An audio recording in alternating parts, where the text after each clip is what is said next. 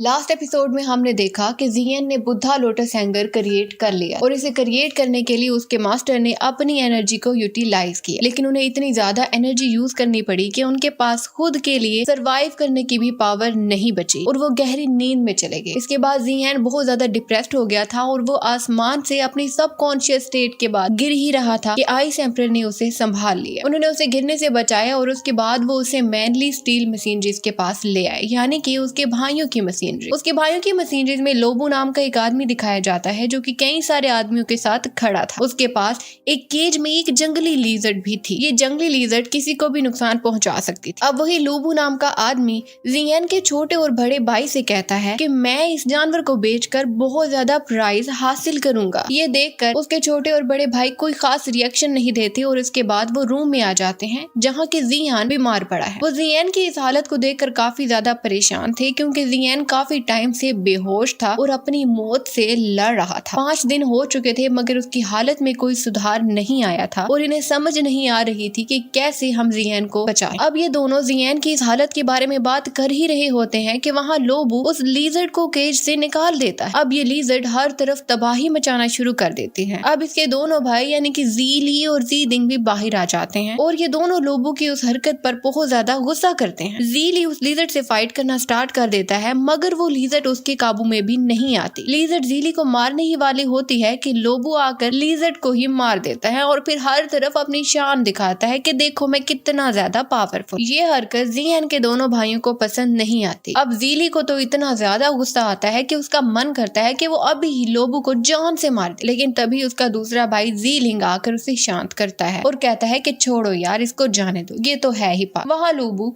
जब ये दोनों उसको इग्नोर करते हैं तो फिर से टोंट मारता है और कहता है कि मैंने सुना है तुम्हारा छोटा भाई इस वक्त बिस्तर में पड़ा है और मरने की हालत में। ऐसा लगता है कि वो तो कुछ दिनों का मेहमान, यानी कि वो इन दोनों को चिढ़ा रहा था। मगर ये दोनों इतने ज्यादा परेशान थे कि ये दोनों उसे फिर से इग्नोर कर दे। वहाँ जियन को दिखाया जाता है जो कि बेहोशी की हालत में पड़ा है और वो एक सपना देख रहा है। सपने में वो देखता है कि उसका सामना एक डेविल से हुआ है। वो उस डेविल से जीत नहीं पा रहा और तभी वो डेविल उससे कहता है कि देखो मैं इतना ज्यादा पावरफुल हूँ, तुम तो मुझे मार ही नहीं पाओ। अब सपने में ही जियन दोबारा से बुद्धा लोटस का यूज करता है, यानी कि वो बुद्धा लोटस हैंगर को क्रिएट करता है ताकि वो उस डेविल को मार सके। अब वो उस डेविल को मार देता है अपनी पावर का यूज करके, लेकिन जैसे ही वो डेविल मरता है उसके बाद वो देखता है कि वो डेविल नहीं था बल्कि उसके मास्टर थे, यानी कि सपने में उसने अपने मास्टर को मार दिया था अपनी पावर को बढ़ाने के बाद। इससे ये पता चल रहा था कि जियन अभी भी इसी गिल्ट में था कि उसने अपनी पावर को बढ़ाने के लिए अपने मास्टर को मार दिया। अब जियन ये ख्वाब देख रहा था, वो बहुत ज्यादा परेशान था, अपने मास्टर को जाता हुआ देख रहा था और वो ये देख रहा था कि उसके मास्टर मर गए हैं। वो बहुत ज्यादा खुदगर्ज है, उसने अपनी एनर्जी यूज की सिर्फ इसलिए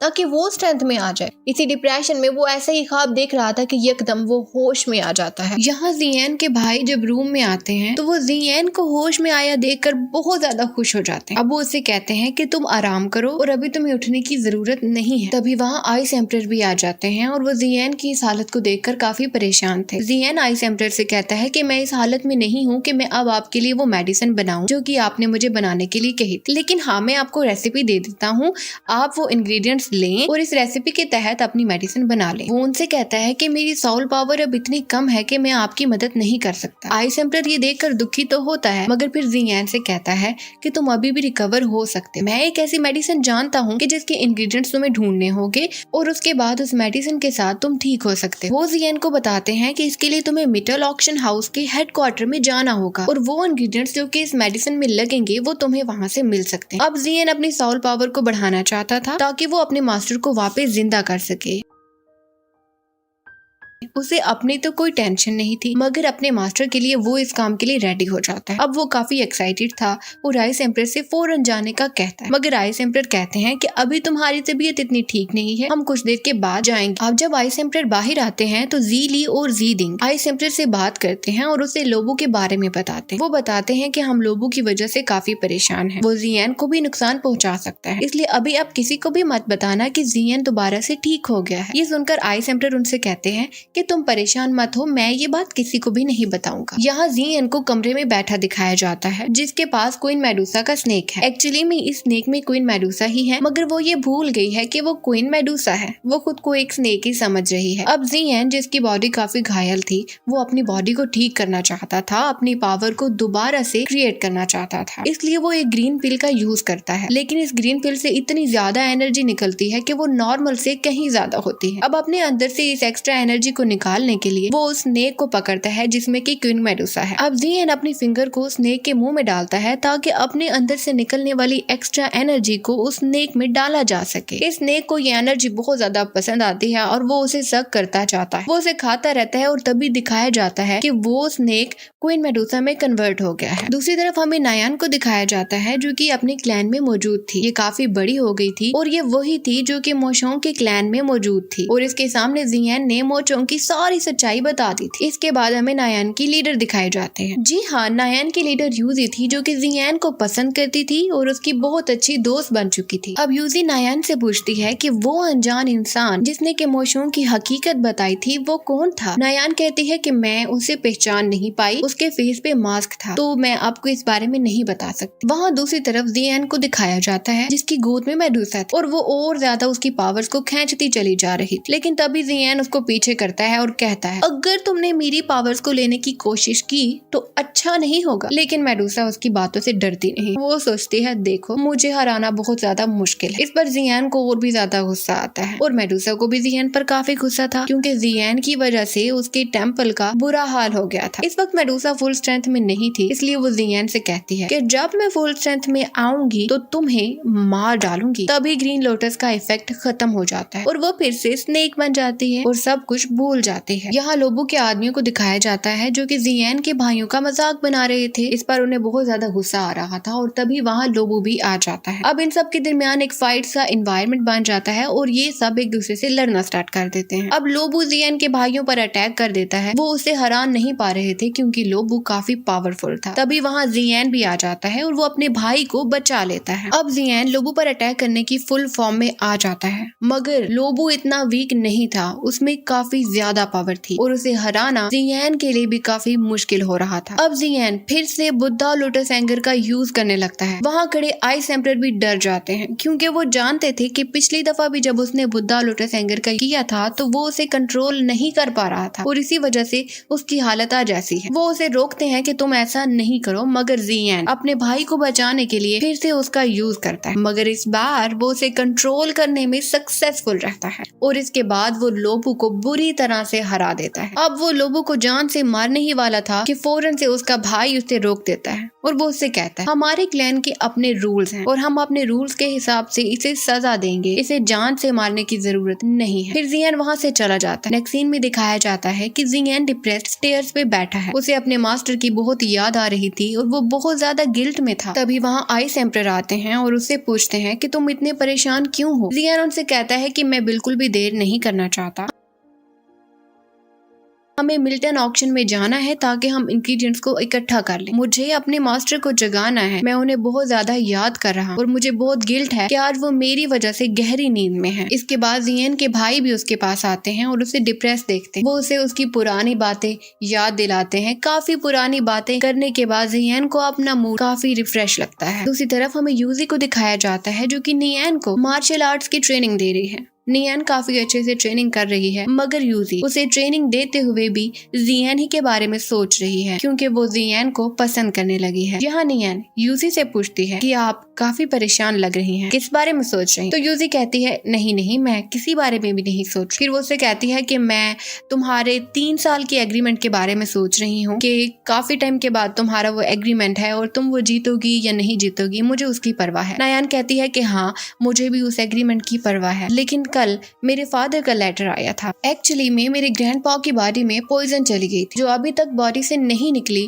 और उनकी कंडीशन दिन ब दिन बिगड़ती जा रही है। वो बताती है कि जब मैंने मैंने जियान फैमिली से अपनी मैरिज तोड़ दी थी, तब गुस्से में आकर मेरे ग्रैंडपा ने पॉइजन को खा लिया था और उसके बाद से अब तक उनकी हालत ठीक नहीं हुई और वो उनकी इस हालत के लिए खुद को रिस्पॉन्सिबल मानती है। अब यूजी नायान से कहती है कि तुम परेशान मत हो, मैं तुम्हारे ग्रैंडपा को गूहे से मिलवाऊंगी। गूहे एक क्लैन का हेड है जो कि एल्केमिस्ट है और उसके पास हर किस्म की बीमारी का इलाज है। वो तुम्हें एक ऐसी मेडिसिन बना के देगा जिससे तुम्हारे ग्रैंडपा बिल्कुल ठीक हो जाएंगे। दूसरी तरफ जियान को दिखाया जाता है जो कि अपने भाइयों को अलविदा कह रहा था क्योंकि अब उसे मिल्टन हाउस के हेडक्वार्टर में जाना था ताकि वो डिफरेंट इंग्रेडिएंट्स को हासिल करके एक ऐसी मेडिसिन बना सके जिससे उसकी पावर वापस से बहाल हो जाए और उसका मेन पर्पस ये था कि वो अपने मास्टर को जगा सके। अब ये दोनों एरोप्लेन की सवारी करके रॉक सिटी में पहुंचते हैं जहां पहले तो बच्चे उनका वेलकम करते हैं और वो सब उनको काफी इज्जत देते हैं क्योंकि उन्होंने भी जियान के बारे में सुन रखा था क्योंकि जियान इतनी सी उम्र में वो पहला लड़का था जो कि एल्केमिस्ट रैंक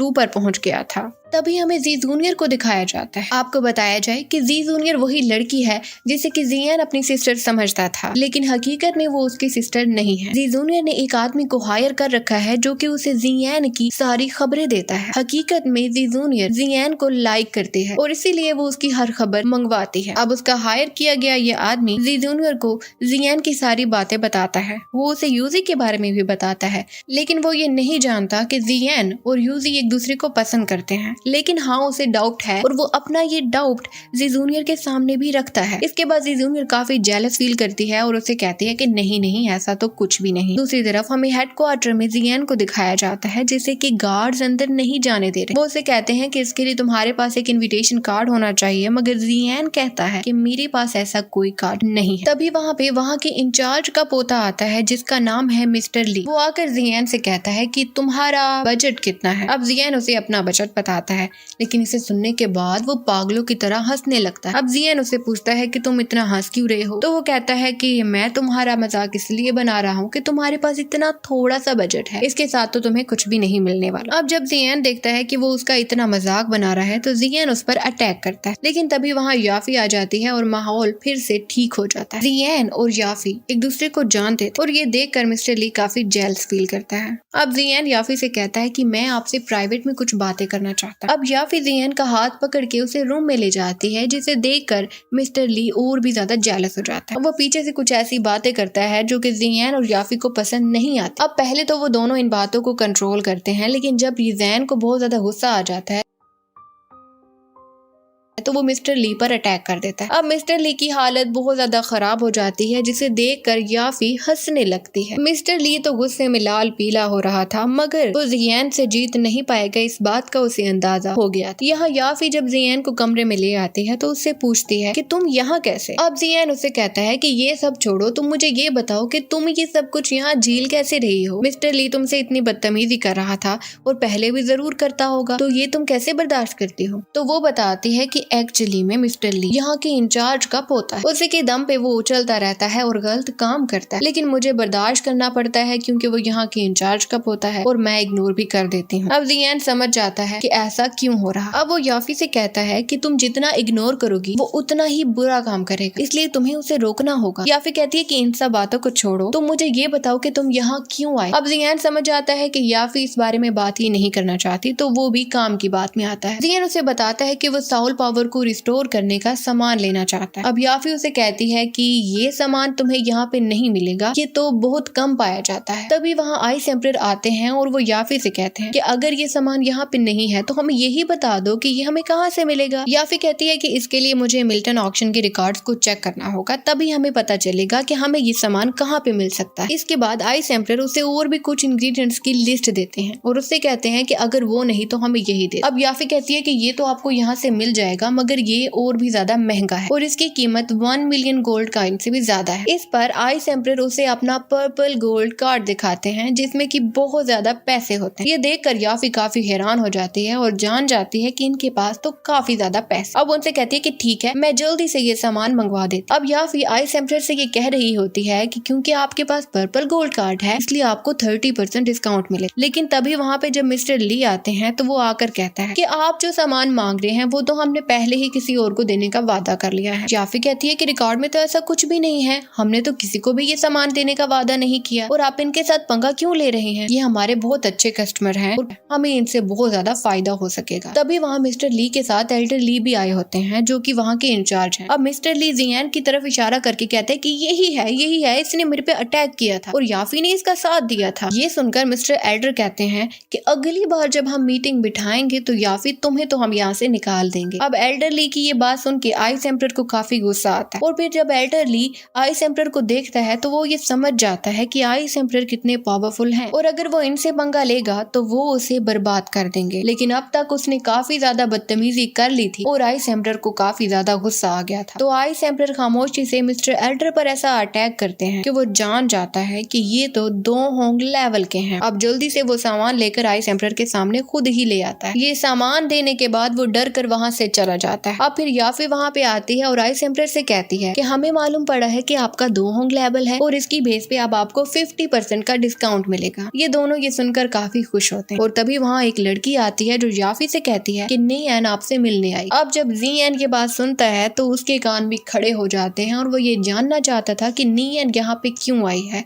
और हाँ, उसके दिल में गुस्से की आग तो भड़क ही रही थी। लेकिन अब आगे क्या होता है ये आपको देखने को मिलेगा नेक्स्ट एपिसोड।